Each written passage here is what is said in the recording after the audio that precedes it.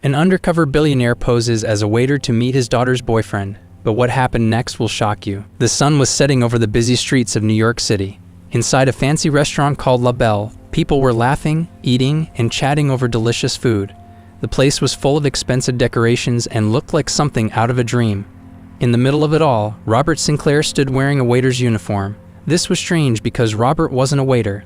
He was a billionaire, a powerful man who owned many companies. But tonight he wasn't here as a businessman. He had a plan. Robert's daughter, Amelia, was everything to him. She was kind, smart, and full of life. But recently she had started dating a man named Jason, and Robert didn't trust him. Jason didn't come from a rich family. He lived in a small apartment and worked a regular job. Amelia said that's what made him special. "He doesn't care about money, Dad. He loves me for me," she told Robert with a big smile. But Robert couldn't stop worrying. Was Jason hiding something? Did he really love Amelia, or was he just after the family fortune?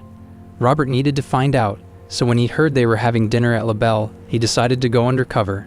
He paid the restaurant to let him pretend to be a waiter for the night. The restaurant buzzed with energy. People clinked glasses and laughed softly, the sound mixing with the music of a live violinist. Robert carefully carried a tray of drinks, walking past the fancy tables. Then he saw them, Amelia and Jason. Amelia looked beautiful, wearing a simple but elegant dress. Her smile lit up the whole room.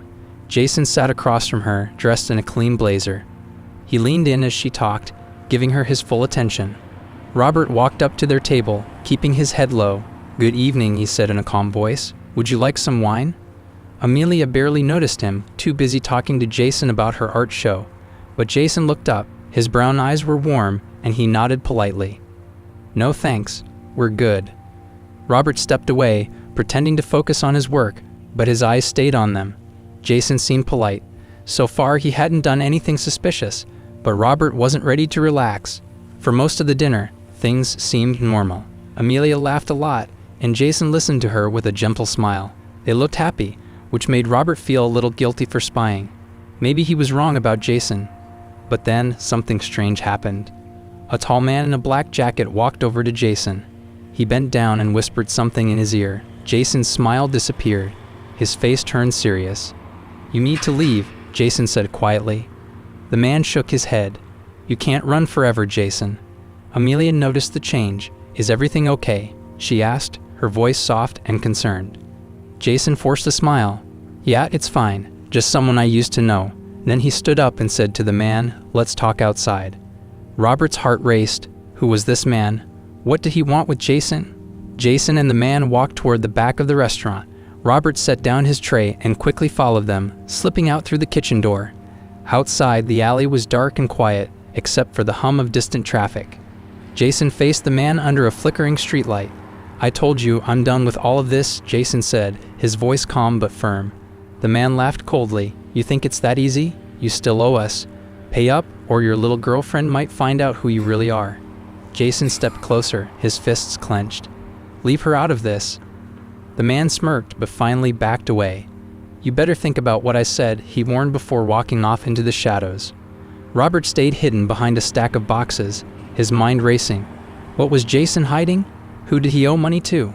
And why hadn't he told Amelia about it? When Jason went back inside, his calm expression had returned, as if nothing had happened. He smiled at Amelia and picked up their conversation where they'd left off. She had no idea what had just happened. But Robert couldn't ignore what he'd seen. Jason was clearly hiding something, and it seemed serious. Robert's mission wasn't over. He needed answers, and he needed them fast.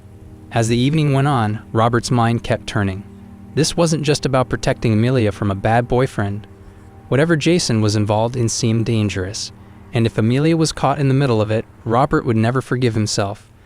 This wasn't the end of the story, it was just the beginning. The next morning, Robert found himself back at the restaurant, slipping into the same waiter's uniform as the night before. The restaurant had a quieter vibe during breakfast hours, just a few early risers sipping coffee or nibbling on croissants. It didn't take long for Robert to spot Jason. He was seated at a corner table, staring into his coffee like it held the answers to all his problems. His shoulders were hunched, and his usually confident demeanor seemed replaced by something heavier, something vulnerable. Robert grabbed a fresh pot of coffee and made his way to Jason's table. He poured silently at first, his eyes scanning the young man's face. Jason looked up, startled before offering a faint smile.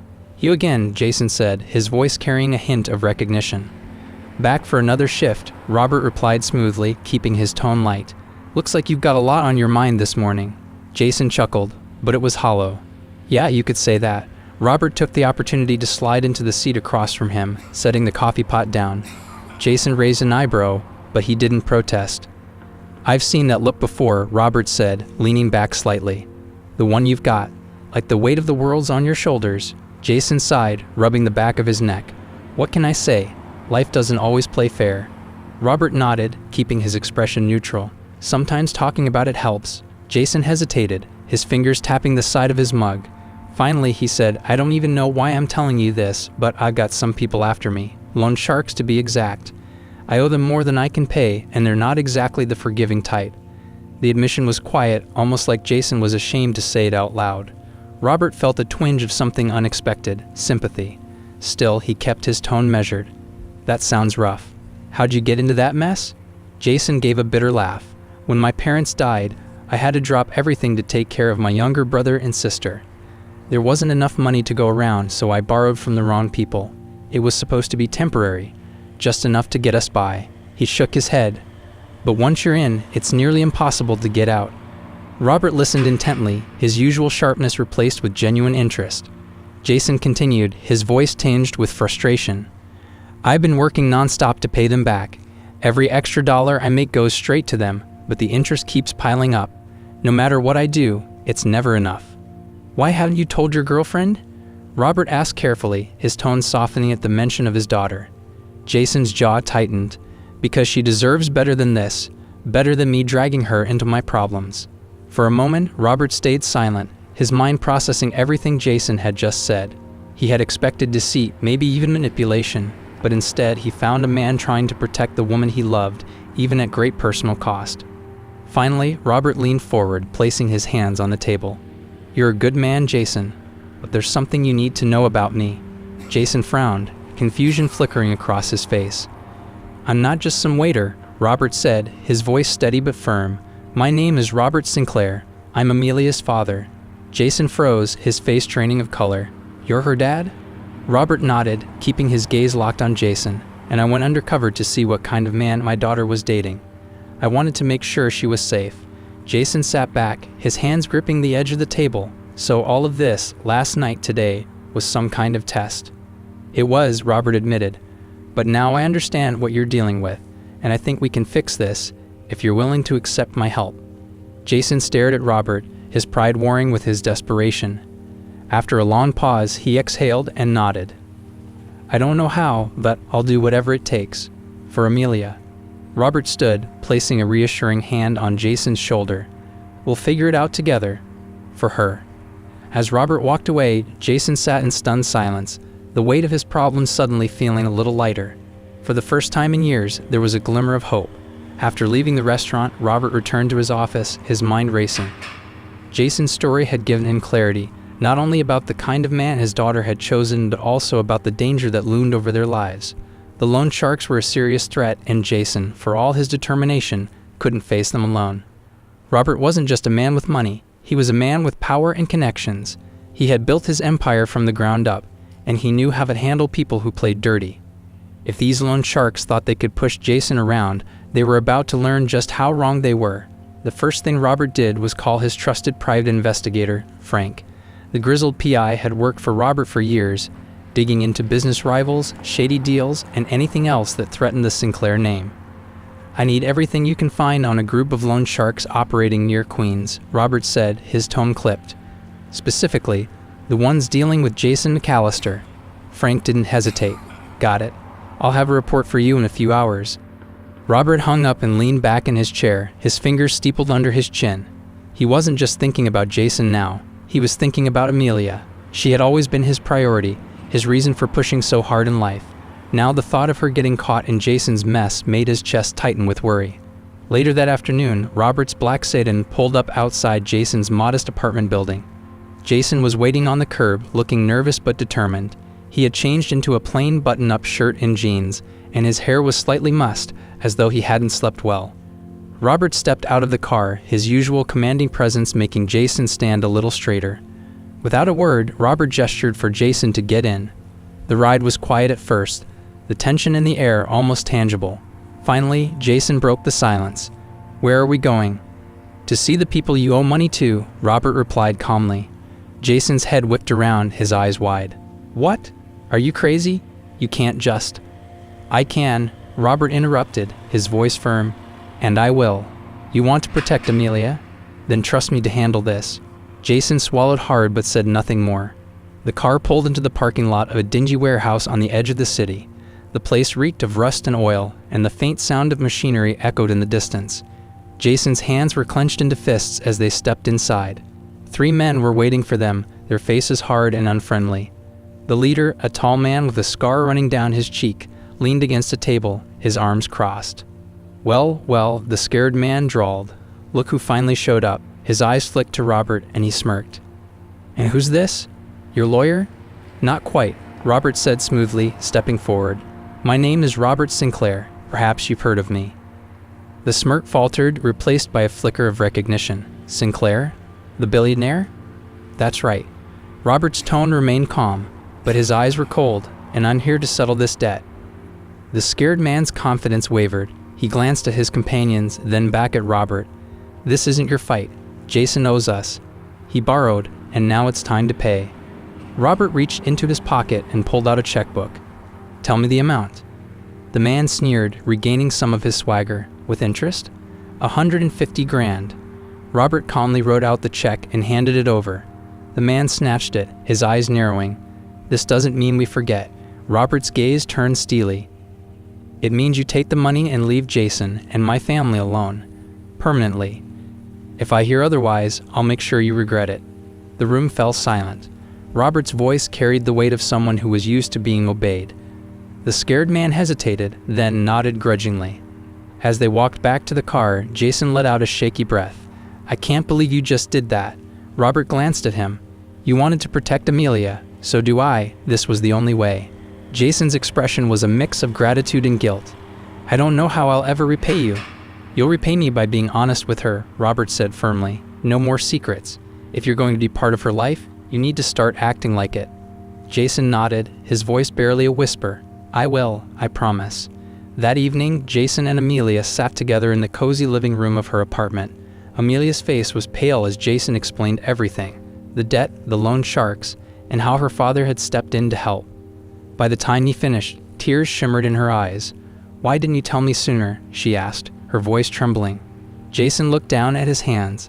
"I was scared, Amelia. Scared you'd think I wasn't good enough for you." Amelia reached out, taking his hand in hers. "You don't have to do this alone anymore. We're a team, Jason. But no more secrets, okay?" Jason nodded, his throat tight with emotion. Watching from the doorway, Robert felt a rare sense of peace. He had seen enough. Jason wasn't perfect, but he was willing to fight for Amelia. And that was enough for Robert to give him a chance. As he stepped into the room, Amelia looked up and smiled. "Thank you, Dad," she said softly. Robert nodded, his voice gentle. "I just want you to be happy." And for the first time in a long while, he believed she truly was.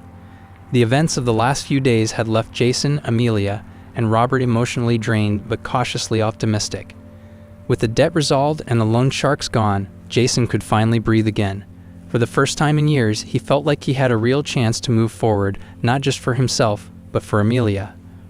But Robert wasn't done just yet. He had one last lesson to impart, not as a billionaire, but as a father. A week after the confrontation with the loan sharks, Jason received a call from Robert. His voice, as always, was calm and composed. "I'd like you to join me for a meeting tomorrow morning," Robert said. "It's important." Jason hesitated, wondering what Robert had planned this time. A meeting? What kind of meeting? "You'll see," Robert replied cryptically. "Be at my office at 9 a.m. sharp." The next morning, Jason arrived at the Sinclair Enterprises building, feeling more out of place than ever. The sleek glass skyscraper loomed above him, a symbol of power and wealth that felt worlds away from his modest life. Robert greeted Jason in the lobby, dressed sharply in one of his signature tailored suits. Without much explanation, he led Jason to a conference room on the top floor. Inside, a group of executives sat around a polished table, their faces serious but intrigued. Robert gestured for Jason to sit beside him. "This," Robert began, addressing the room, "is Jason McAllister. He's someone I respect, not for his wealth, but for his resilience and integrity. Today we're here to discuss an opportunity that could change his life." Jason blinked, stunned. "Wait, what?" Robert turned to him, a rare smile softening his usual stern expression. "You've spent years working hard, taking care of your family, and facing challenges most people would crumble under. You have potential, Jason, and I want to help you reach it." The meeting wasn't just a discussion, it was a stepping stone. Robert had arranged for Jason to join a mentorship program at Sinclair Enterprises. It wasn't charity, it was a chance for Jason to prove himself, to grow his skills, and to build a career on solid ground. Jason hesitated, overwhelmed by the offer. "I don't know if I'm ready for something like this." Robert's gaze was steady. "You are. But the question is, are you willing to take the chance?" After a long moment, Jason nodded. "Yes, I am." The day wasn't just about Jason's future. It was also about the relationship between Robert and Amelia. That evening, the three of them shared a quiet dinner at Robert's penthouse, a first for Jason. Amelia was radiant, her happiness almost tangible as she sat between the two most important men in her life. For the first time, she didn't feel like she had to bridge a gap between them. As dessert was served, Robert cleared his throat, drawing their attention. "There's something I've learned over the years," he said, his voice softer than usual. "Wealth and power mean nothing if you don't have people you can trust and care for. Jason, you've proven that you're willing to do whatever it takes to protect my daughter. And for that, you have my respect." Jason nodded, his voice quiet but sincere. "Thank you. That means a lot." In the weeks that followed, Jason embraced his new opportunity with determination. He threw himself into the mentorship program, proving that Robert's faith in him hadn't been misplaced. His relationship with Amelia grew stronger as well, built on a foundation of honesty and trust. For Robert, watching the two of them together brought a sense of peace he hadn't expected. He had spent so much of his life protecting Amelia that he hadn't realized she didn't need his protection anymore, she just needed his support. Months later, the three of them sat around a small table at La Belle, sharing a meal together. This time, there were no disguises, no hidden motives, just laughter and warmth. Jason raised his glass, his expression earnest. "To family," he said, glancing at both Robert and Amelia. Robert raised his own glass, a rare smile crossing his face. "To family." As they clinked glasses, the weight of the past finally lifted. They weren't perfect, but they were a family, and that was enough.